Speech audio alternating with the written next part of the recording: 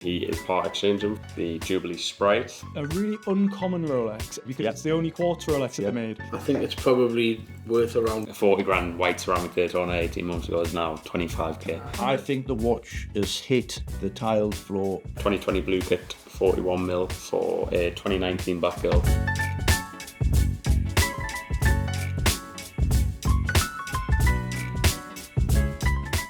Previous customer of ours, he's come down today to part exchange his 126720 VTNR, the Jubilee Sprite. Love this watch.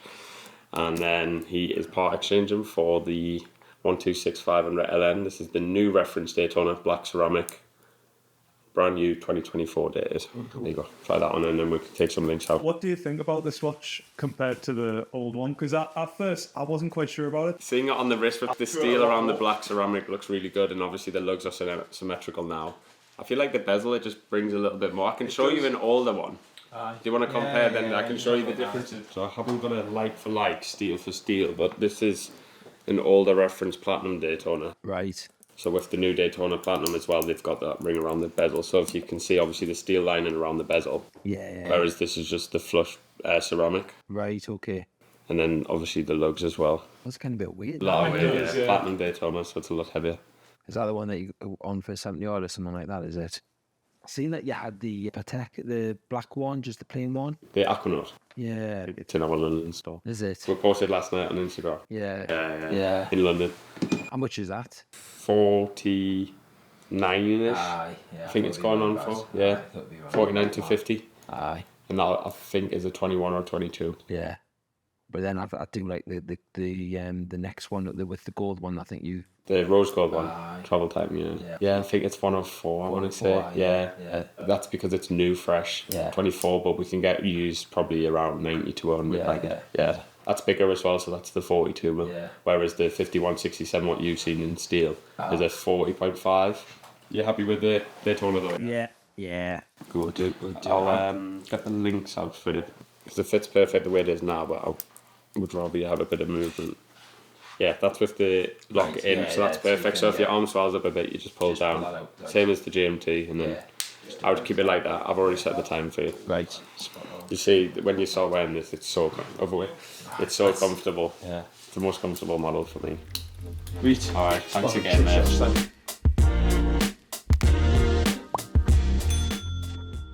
Rolex Oyster Perpetual. It has a mother of pearl diamond dial, bimetal, 26mm, and I'm just checking the model number and the serial number just to see how old it is.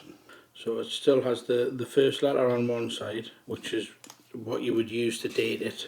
I don't know if you can see there should be a 7-digit number there, but it's been ground off. So it may have been done by the movement of the bracelet. It may have been done for another reason. So it works. It's in a fair condition for its age.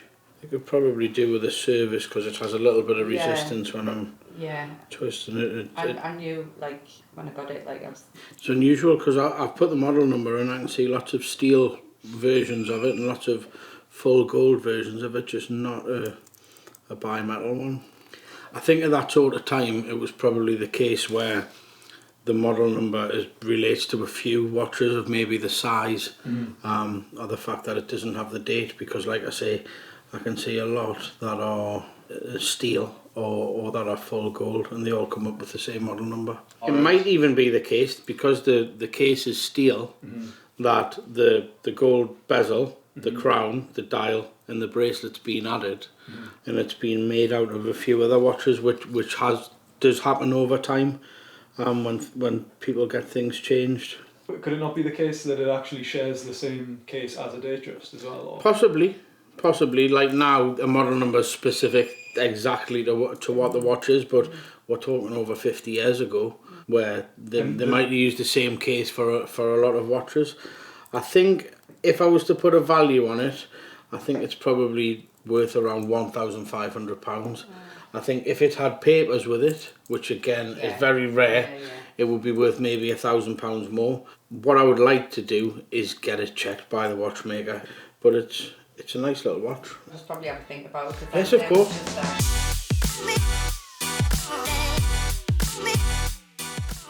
What year is it?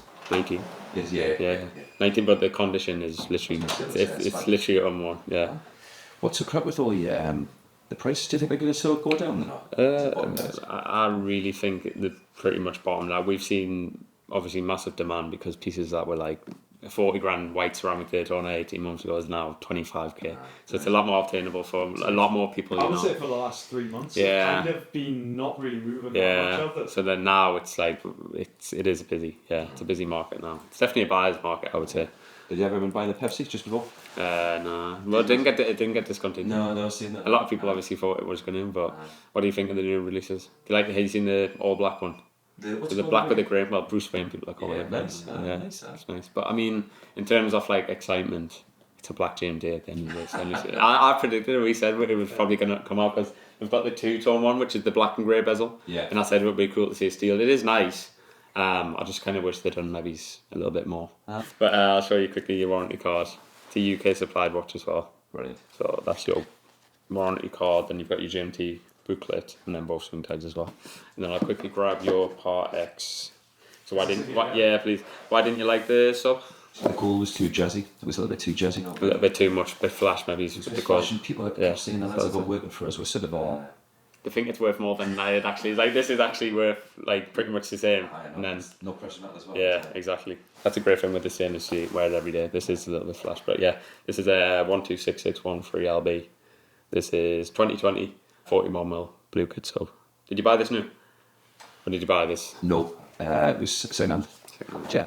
Yeah, it's literally in mint condition. So the deal is Harry, 2020 blue kit, 41mm for a 2019 Batgirl, and the difference is 2,500. 10,500 for this, and then 13,000 for the Batgirl. Okay then, Hendo, so it's the H team in the Batcave. And I'll just say firstly, I'm noticing you've got that glow. Where have you just been? Vicky and I have just had a week in Crete, so yes, I am sporting a little bit of a summer tan. It's not a perma-tan, you know how I like to do it. You haven't been on the sunbeds, no? I haven't been on the sunbeds, no. We've had a week in Crete. And before we get into this watch, I want to say I've noticed a very crisp white dial on your wrist. For everybody that knows Rolex, and for the people that don't, This is a Tissot PRX, isn't it's it? a fake Rolex because the hand ticks. It's a early 90s Oysterquartz. Now, the unusual thing about this one is the white Buckley dial. Yes. John's just commented on. So can I just get this straight? This is a really uncommon Rolex anyway, because Yep. it's the only quartz Rolex that Yep. they made. But on top of that, it's got a Buckley dial. Yep. Which is, in the grand scheme, it's not the most popular dial, is it? Yep. But those who know quite like You'll it. find that the Roman dial was quite popular, but you'll find in this era of watch that most of them will just be a plain batten dial. And it's called the Buckley dial because of John Buckley. Buckley. He bases himself around New York, doesn't he? That's right. And he made it famous. Yes. He's a collector, trader, So all sorts. never know. One day I might be able to make something famous myself. The Watch Hendo dial. this space. So a friend of mine bought this watch and he was over the moon. And he said, "I'm getting one of those quartz Rolexes." And unfortunately, I didn't burst his bubble because I try not to. But when we turn the watch over, for the proper watch aficionados, you'll see there's a little bit of a faux pas. That is a Submariner SEL clasp. So it's got a flip lock. At some point, whether somebody's done it on purpose because they wanted a flip lock, or they've just damaged the clasp and they've replaced it with the wrong.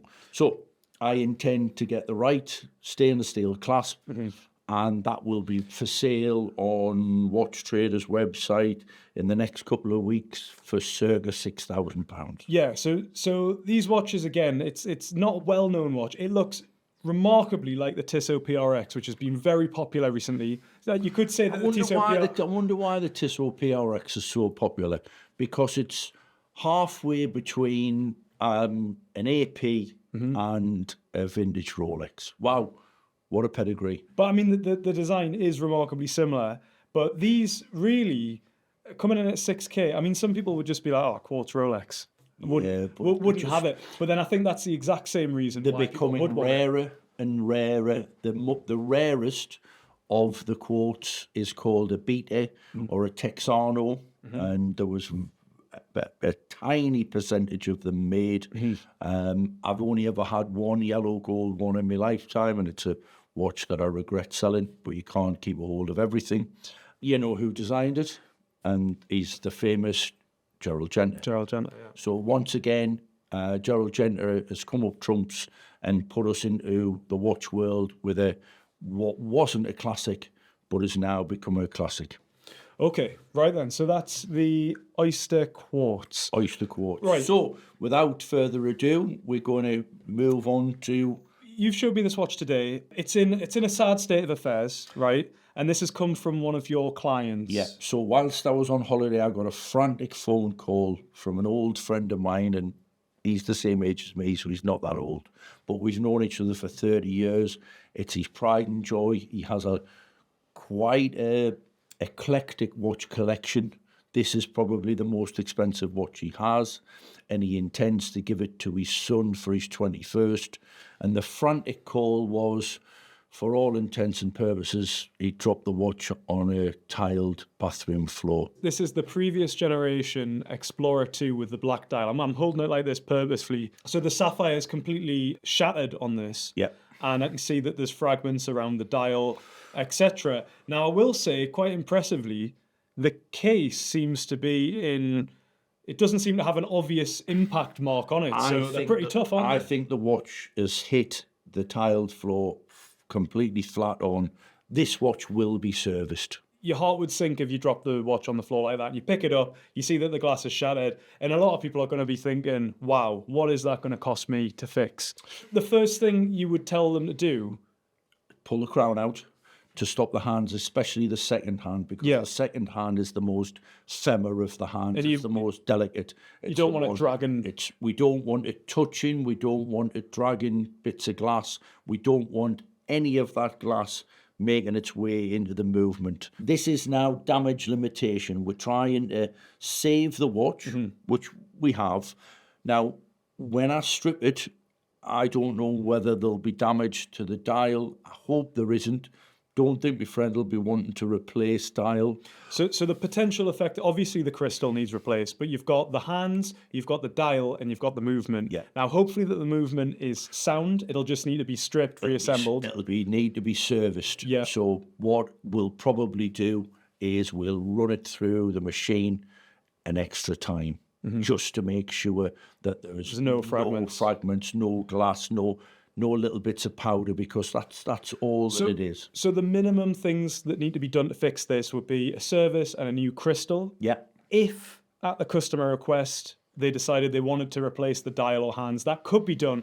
But to be fair, I would almost be tempted to keep, even if there was any tiny marks, it's kind of part of the story of the watch now, isn't it? You know, the watch is a 2021, so it's coming up to 3 years old.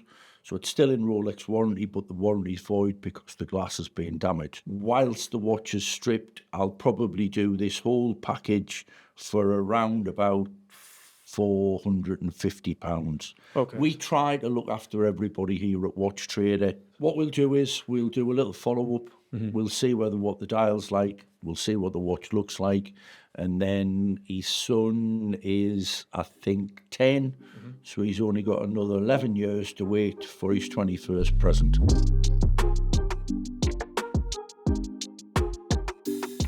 all right, it's time for Deal of the Week. And this week we have a very special vintage Rolex.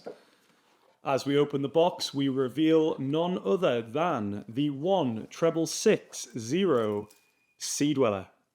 This reference was made between 1978 and 1989. The watch here is a 1988, so it's very close to the end of the run.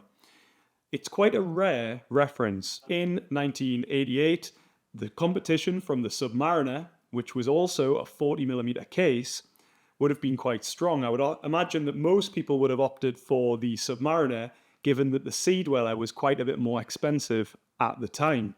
Now, let's go over the specs. This is a 40mm watch. It was the first Sea Dweller to feature a sapphire crystal. It has the helium escape valve on one side, and it features a trip-lock crown on the other. You've got a brushed oyster bracelet, aluminium bezel insert, and it comes with the regular clasp as well as the diver's extension, which I'll show you in a second as part of the set.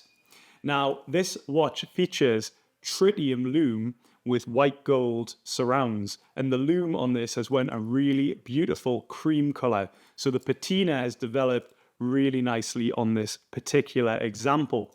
It does feature a date, but it doesn't have a cyclops like you will find on a Datejust or a Submariner. Let's have a look at what the watch comes with. You have the associated booklet, and inside here you can see the dive lock extension, the associated documents. We've got the Rolex tool for adjusting the bracelet. We also have a swing tag, and we also have the specific swing tag that matches this watch. There is also papers, which are the actual papers, unlike the modern Rolex you get now, where it has a plastic card. So it comes with a lot of documentation. It has the original box. The watch itself, obviously being a 1988 watch, it does show some signs of wear. The bracelet is in overall very good condition. The case is very sharp for its age. It does have the drilled lugs. There are some slight marks on the crystal and on the bezel, and there will be some slight marks on the case, just the nature of a watch of this age. But the overall condition, I'll do a zoom on the clasp. The condition overall is very good for a watch of this era. So this watch, it's nicknamed the 666.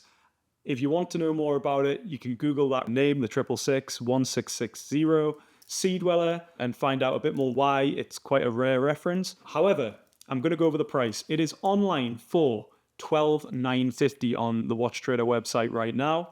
For deal of the week, we're going to offer it for £10,500.